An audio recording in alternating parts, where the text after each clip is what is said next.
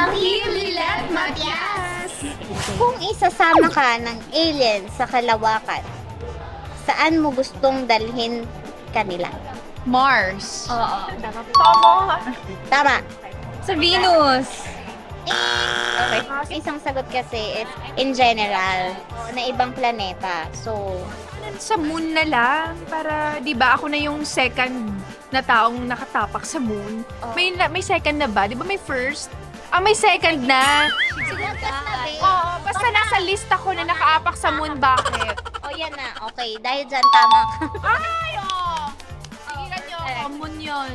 Universe. O, di ba? Pwede ba? Okay, ikaw. Alam mo, punta ka na lang sa Cubao. Charot lang ba? Hindi, Hindi, yan na to. bagay Yan siya na sa to. mga magaganda kasi maganda Oo siya. nga, pwede. Sa Fairyland. Oh, bakit? Fairyland?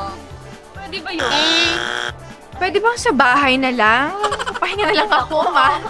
Pagod ako sa taping, mapayat na ako, ma. Pwedeng baler na lang. Ano ba? Pwede naman ako mag-decide. Bakit ikaw? Porkit alien ka? Oh, alien din naman ako sa lugar nyo, ah. Ito tayo. Bang answers? Araw, stars, ulap, or alapaan? Ano pa? Parang wala naman akong planong pumunta dito. Ako din eh. Mata decision. Sana okay lang kayo.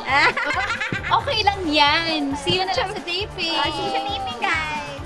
Hindi, actually okay lang naman kasi in fairness sa game na to, may charity eh. So, it's And a win-win for us. Siyempre, kahit gaano kami ka-competitive naman, ang pareho naman kami sa isang show at mahal din naman Yes. namin yung mga kalaban namin sa show.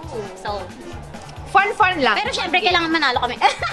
Wala, hindi naman ano. habol pa rin Pa rin yun. yun, oo.